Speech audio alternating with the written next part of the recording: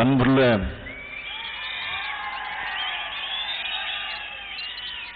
தலைவர் கலைஞர் அவர்களின் 94ஆம் ஆண்டினுடைய பிறந்த நாள்.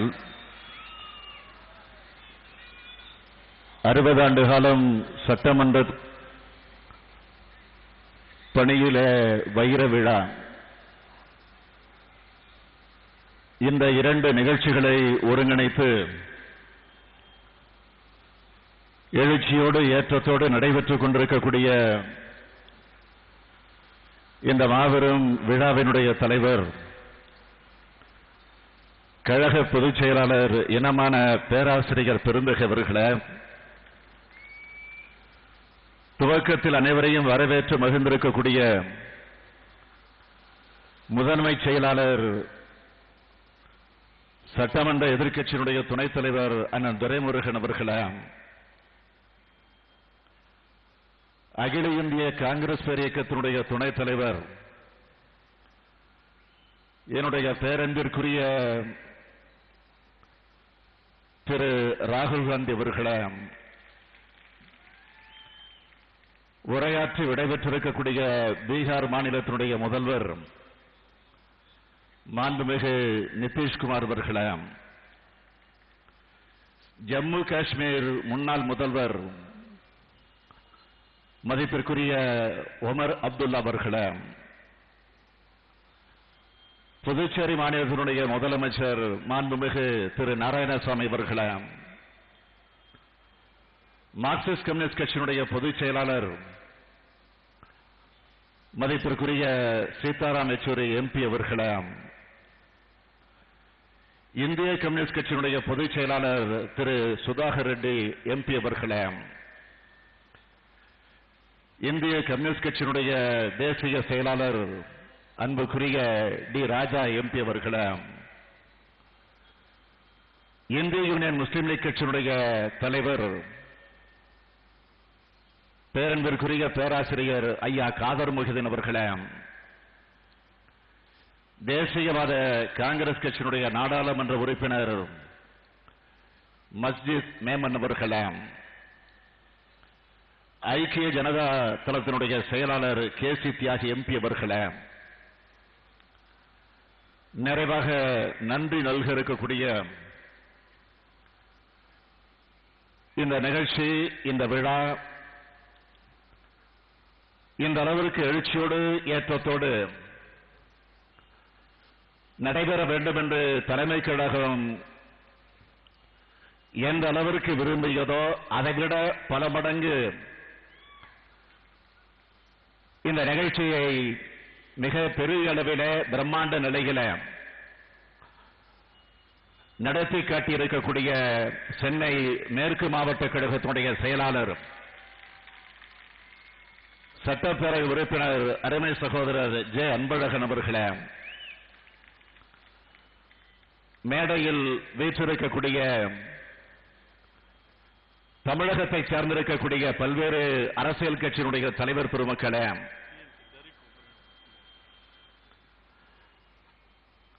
அதேபோல் திரிணாமுல் காங்கிரஸ் கட்சியினுடைய நாடாளுமன்ற மாநிலங்களவை குழுவினுடைய தலைவர் டெரிக் ஓபரின் அவர்களே,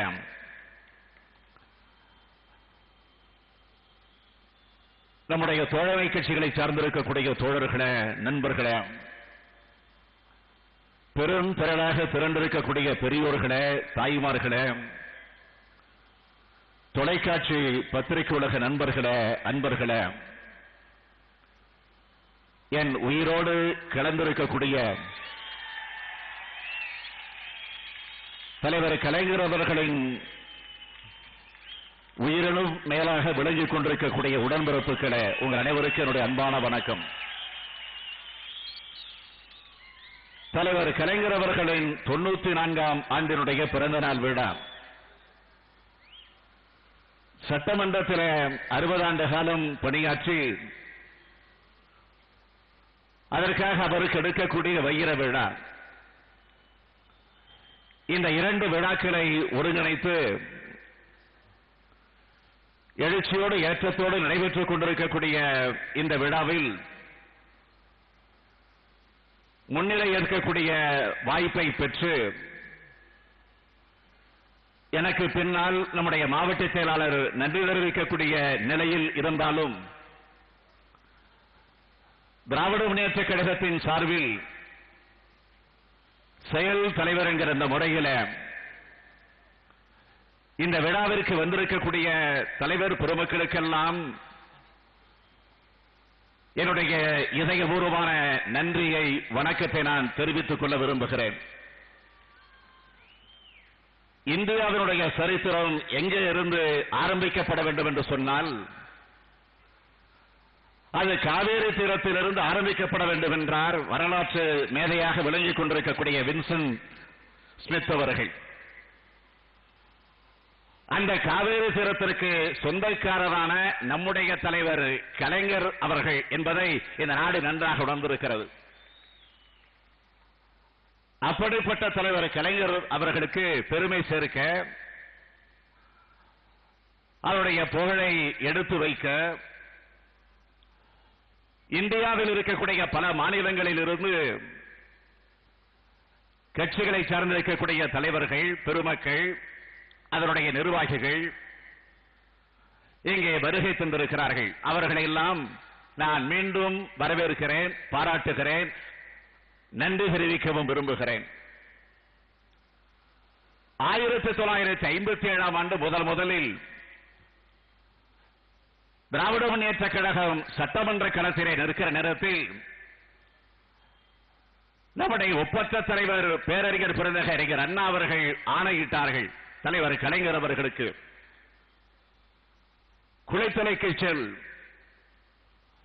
சட்டமன்ற தேர்தலில் அந்த தொகுதியிலே நீ நிற்க வேண்டும் என்று ஆணையிட்டார்கள். அந்த ஆணையை ஏற்ற நம்முடைய தலைவர் கலைஞர் அவர்கள் குளித்தலை தொகுதிக்கு சென்றார். அங்கே போய் வேட்பாளராக நின்றார். ஆக சென்றார், நின்றார், அந்த தொகுதியிலே வென்றார். ஆக அதற்கு பிறகு தொடர்ந்து நடைபெற்றிருக்கக்கூடிய 13 சட்டமன்ற தொகுதியுடைய தேர்தல், ஆக அந்த 13 தேர்தலிலும் தொடர்ந்து வெற்றி பெற்றிருக்கக்கூடிய,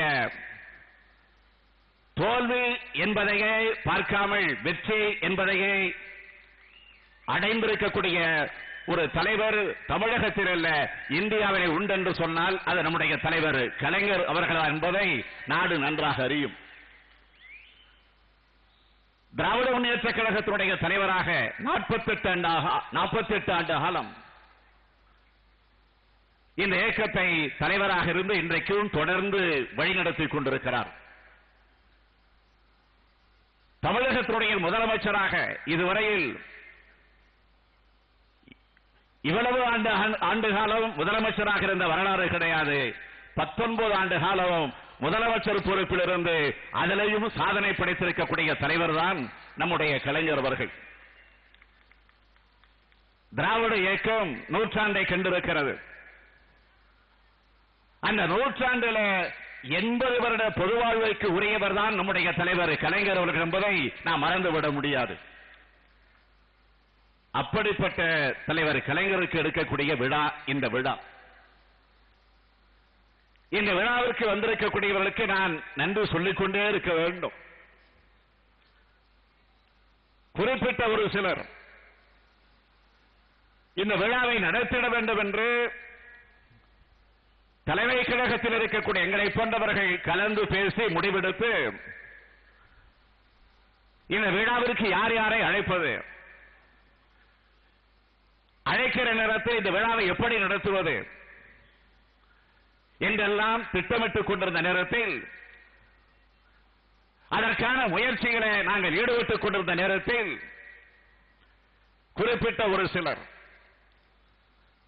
தங்களையும் தலைவர்கள் என்று நாட்டிலே சொல்லிக்கொண்டு அலைந்து கொண்டிருக்கக்கூடிய சில அப்பாவி தலைவர்கள்,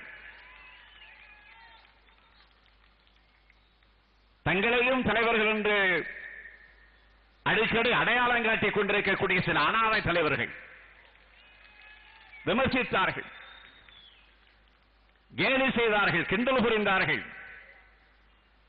ஏன் சில பத்திரிகைகள், சில ஊடகங்கள் கற்பனை கதைகளை இந்த விழாவை மையமாக வைத்து எடுத்து சொன்னார்கள்.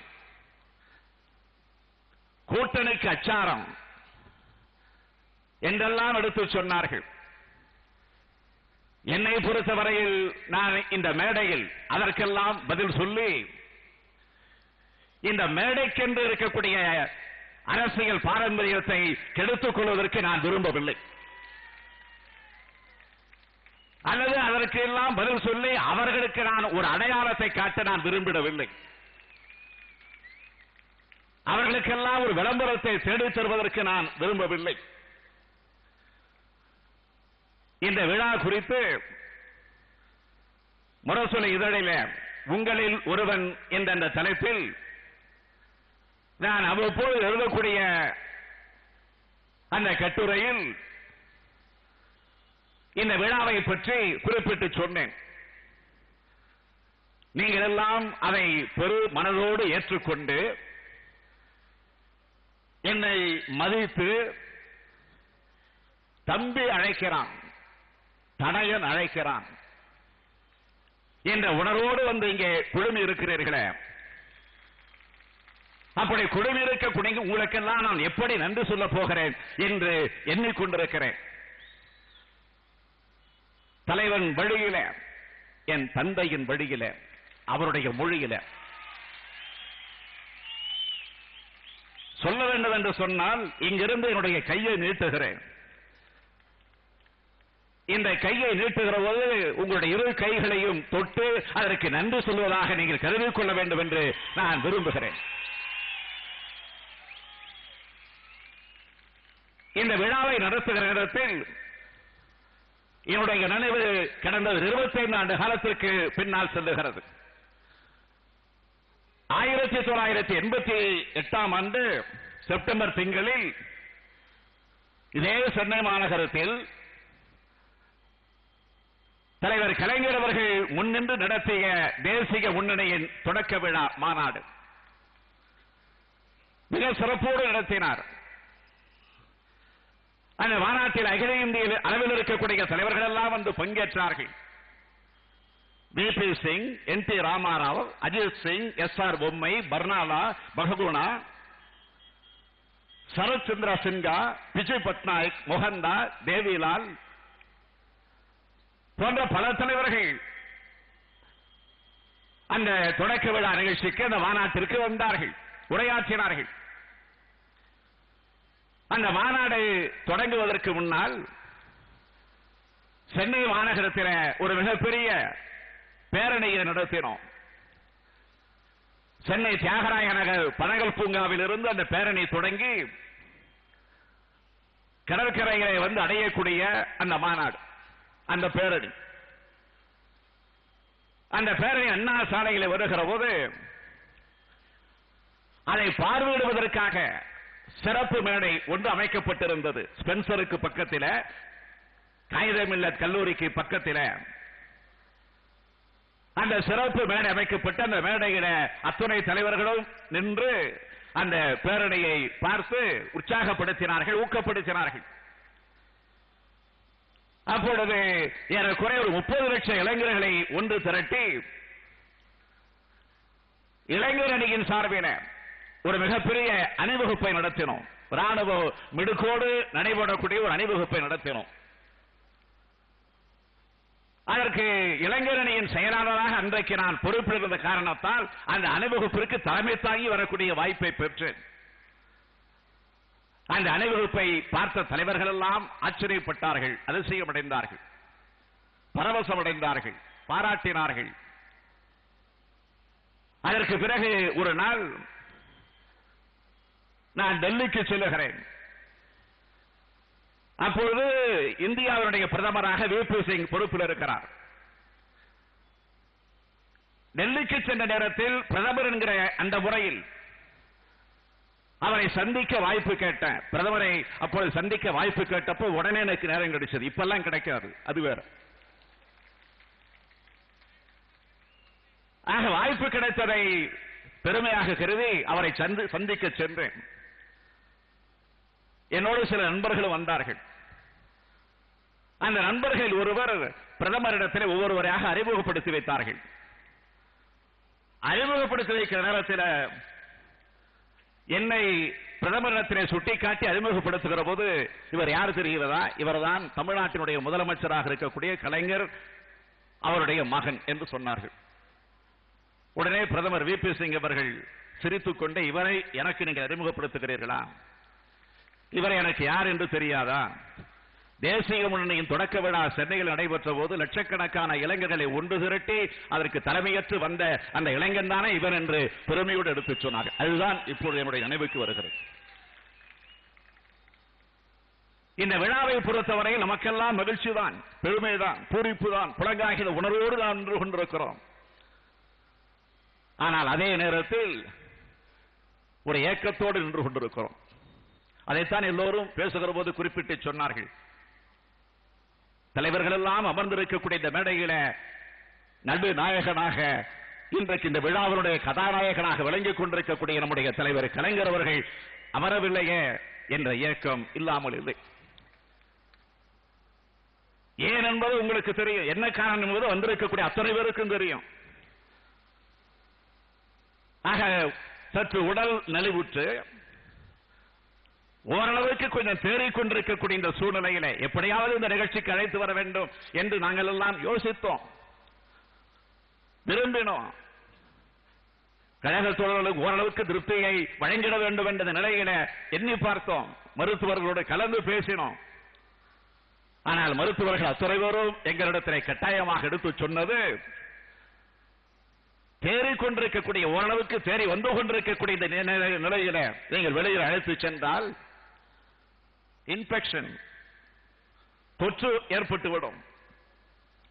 எனவே எந்த காரணத்தை கொண்டு அழைத்து செல்லக்கூடாது என்று அந்த கட்டளையை பிறப்பித்த காரணத்தால் விழாவிற்கு வரவில்லை என்றாலும் பரவாயில்லை, தாங்கிக் கொள்ளுகிறோம். ஆனால் அவர் தொடர்ந்து நம்மை வழிநடத்த வேண்டும் என்ற அந்த நிலையிலே தான் இந்த நிகழ்ச்சிக்கு அவரை எங்களால் அழைத்து வர முடியவில்லை.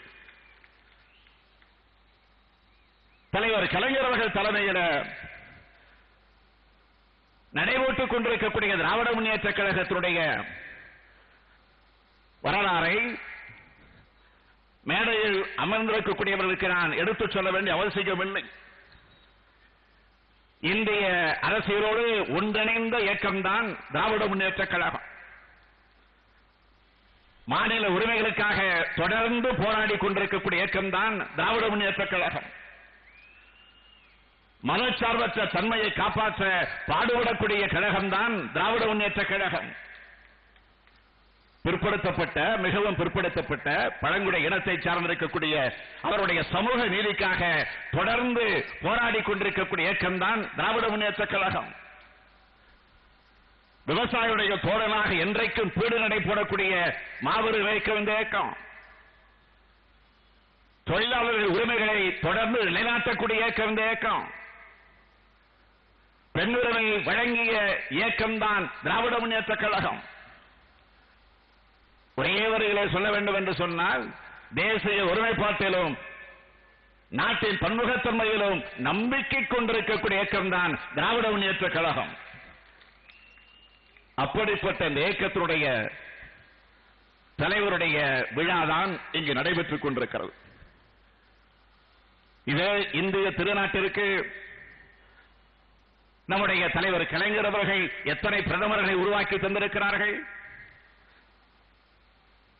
எத்தனை பிரதமர்கள் உருவாகுவதற்கு காரணமாக இருந்திருக்கிறார்கள். எத்தனை பிரதமர்கள் அந்த பொறுப்பில் உட்காருவதற்கு துணை நின்றிருக்கிறார்கள். மரியாதைக்குரிய அன்னையார் இந்திரா காந்தி அவர்களை பிரதமராக்கினார். சமூக நீதி காவலராக இருக்கக்கூடிய VP சிங் அவர்கள் பிரதமராக்க வேண்டும் என்று துணை நின்றார். தேவகவுடா, ஐக்கிய குஜரால் போன்ற பல பிரதமர்களை இந்த நாட்டிற்கு உருவாக்கி தருவதற்கு காரணகர்த்தாக்களில் ஒருவராக விளங்கியவர் நம்முடைய தலைவர் கலைஞர் அவர்கள். டெல்லியில் ஒரு காலகட்டத்தில் நிலையான ஒரு ஆட்சி அமைய வேண்டும் என்பதற்காக அடல் பிகாரி வாஜ்பாய் அவர்களை பிரதமராக்குவதற்கும் பாடுபட்டவர் தான் நம்முடைய தலைவர் கலைஞர் அவர்கள். பொருளாதார நிபுணராக விளங்கிக் கொண்டிருக்கக்கூடிய டாக்டர் மன்மோகன் சிங் அவர்களை பிரதமர் பொறுப்பில் உட்கார வைத்து அழகு பார்த்தவர் தான் நம்முடைய தலைவர் கலைஞர் அவர்கள். இப்படி பிரதமர்களை மட்டுமல்ல, இந்திய நாட்டினுடைய முதல் குடிமகனாக விளங்கிக் கொண்டிருக்கக்கூடிய ஜனாதிபதிகளையே உருவாக்கி தரக்கூடிய அளவிற்கு ஆற்றலை பெற்றிருந்த தலைவர் தான் நம்முடைய தலைவர் கலைஞர் அவர்கள். ஆக தேசிய அரசியலுடைய திசையை நிர்ணயிக்கக்கூடிய ஒரு கலைஞரை விளக்கமாக விளங்கிக் கொண்டிருக்கக்கூடிய மாபெரும் தலைவர் தான் நம்முடைய தலைவர் கலைஞர் அவர்கள். சொன்னார்களே, இன்றைக்கு மத்தியில் இருக்கக்கூடிய ஆட்சி 3 ஆண்டு காலம் நிறைவடைந்திருக்கக்கூடிய இந்த சூழ்நிலையில் நம்முடைய காங்கிரஸ் கட்சியுடைய துணைத் தலைவர் மதிப்பிற்குரிய திரு ராகுல் காந்தி அவர்கள் ஆதாரத்தோடு அதே நேரத்தில் ஆவேசத்தோடு எடுத்துச் சொன்னார். என்ன செய்திருக்கிறார்கள்?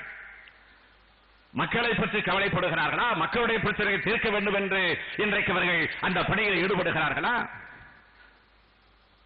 ஏதோ இன்றைக்கு பாராளுமன்ற தேர்தலில் பெரும்பான்மையான இடங்களை பெற்ற காரணத்தால் ஒரு மிருகத்தனமான நிலையிலே பெரும்பான்மையை பெற்றிருக்கிற காரணத்தால் எதை வேண்டுமானாலும் செய்து கொண்டிருக்கலாமா? இதே பிஜேபி ஆட்சி 3 ஆண்டு காலம் நிறைவடைந்திருக்கக்கூடிய நேரத்தில் நான் கேட்க விரும்புவது, ஆட்சிக்கு வருவதற்கு முன்பு தேர்தலை நீங்கள் சந்தித்த நேரத்தில் மக்களிடத்தில் எடுத்து சொன்ன வாக்குறுதிகள் என்ன, உறுதிமொழிகள் என்ன? தேர்தல் அறிக்கையிலேயே குறிப்பிட்டு காட்டியிருந்தீர்களே, டீம் இந்தியா என்பது பிரதமர் தலைமையிலே செயல்படக்கூடிய ஒரு அமைப்பு. அது இனி பிரதமர் தலைமையிலே மட்டுமல்ல, அவர்கள் சொன்னது தேர்தல் அறிக்கையில் மாநில அளவில் இருக்கக்கூடிய முதலமைச்சர்களை ஒருங்கிணைத்து டீம் இந்தியாவை நாங்கள் உருவாக்குவோம் என்று சொன்னார்களே. நான் கேட்கிறேன், உருவாக்கப்பட்டிருக்கிறதா? இந்த நாட்டில் இருக்கக்கூடிய இளைஞர்களுக்கு வேலைவாய்ப்பு ஏற்படுத்தி தருவோம்.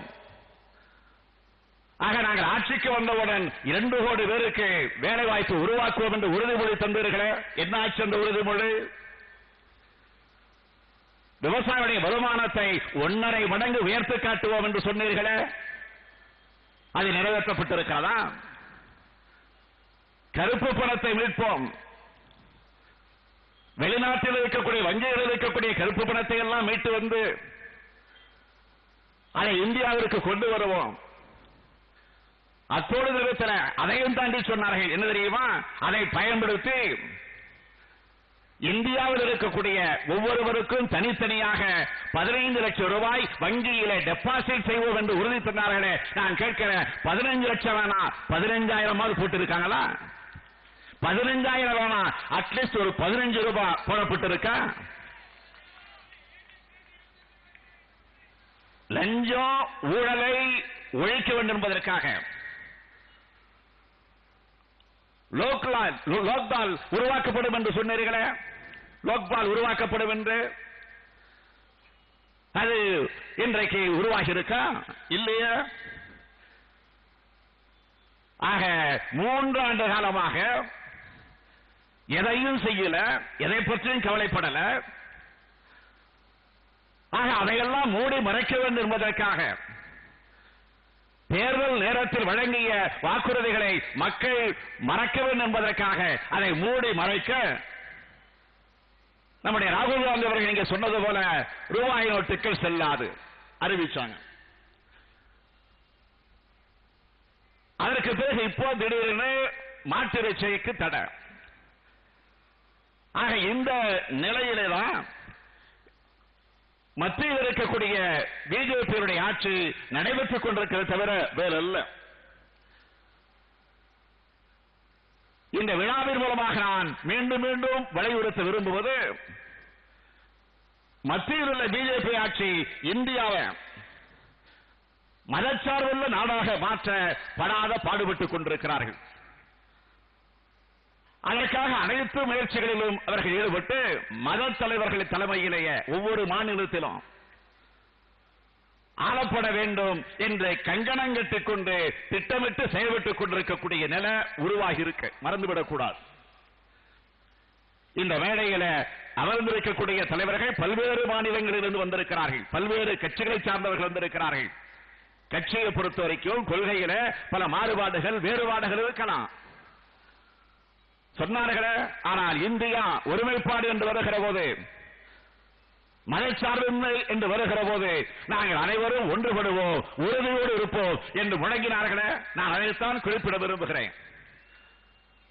நமக்குள் எந்த கருத்து மாறுபாடுகள் வேறுபாடுகள் இருந்தாலும், ஆனால் இந்த நாட்டை காப்பதிலே இம்மையளவும் நம்மிடத்தில் கருத்துபாடு இல்லை என்பதை அறிவுறுத்தக்கூடிய வகையில இந்த விழா எடுத்துக்காட்டிக் கொண்டிருக்கிறது.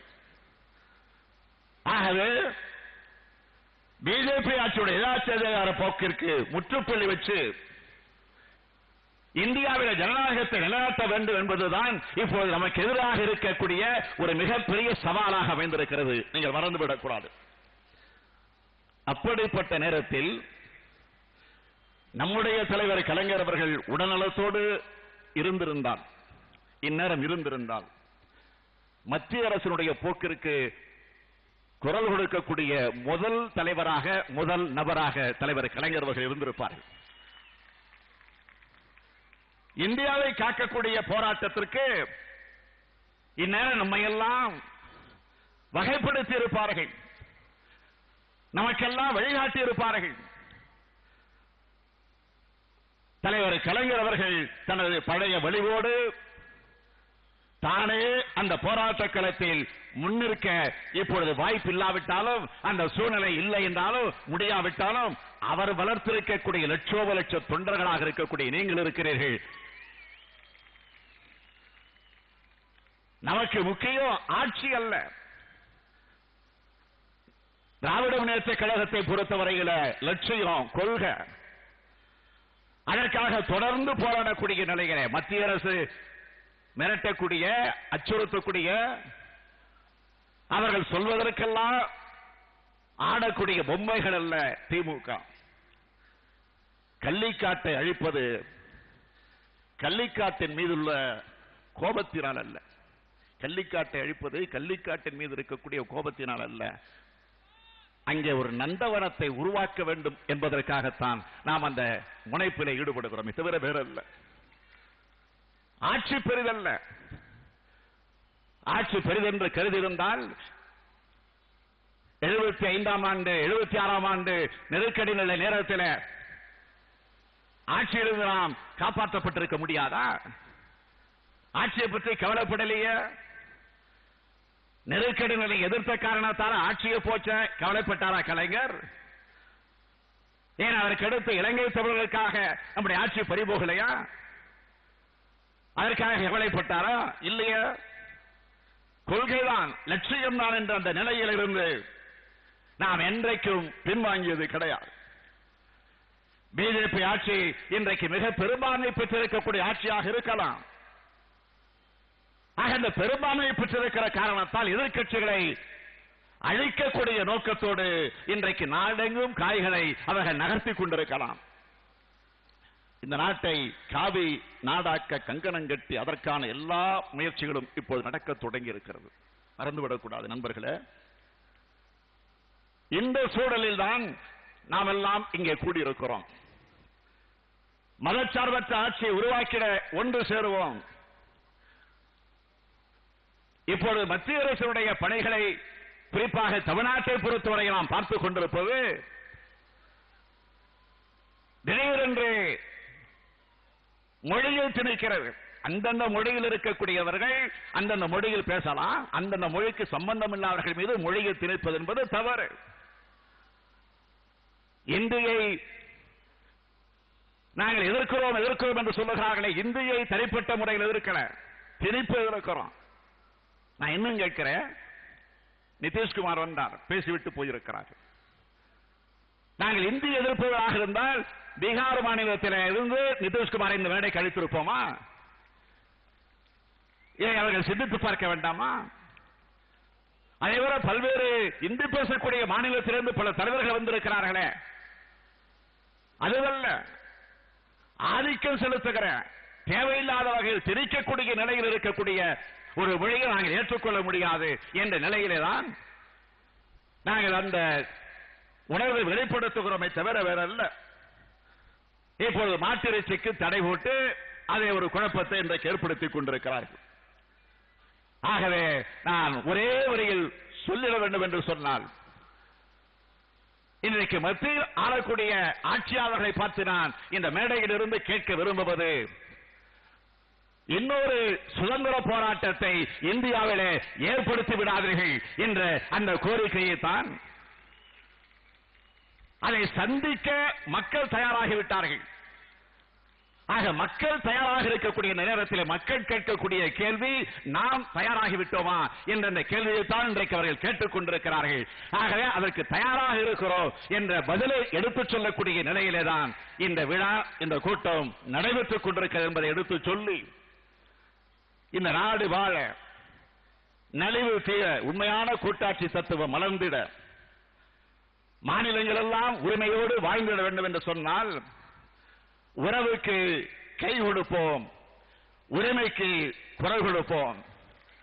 எனவே உங்களுடைய அறிவுரைகளை, ஆலோசனைகளை தொடர்ந்து நாங்கள் ஏற்று பெற்று உங்களோடு இணைந்து பிணைந்து இந்த இனத்திற்காக இந்திய திருநாட்டினுடைய மதல் சார்பின்மை என்பதை மக்களுக்கு எடுத்துச் சொல்லக்கூடிய வகையில் மதவாத தீய சக்திகளை அடியோடு ஒழிக்க உறுதி எடுக்க இந்த கூட்டத்தின் மூலமாக திராவிட முன்னேற்ற கழகத்தின் சார்பில் இன்னும் பெருமையோடு சொல்லுகிறேன், நம்ம இன்றைக்கும் இயக்கிக் கொண்டிருக்கக்கூடிய நம்முடைய தலைவர் கலைஞர் அவர்களின் சார்பில் அத்துணை பேருக்கு நான் உறுதிமொழி தந்து வாய்ப்புக்கு நன்றி கூறி விடைபெறுகிறேன். நன்றி, வணக்கம்.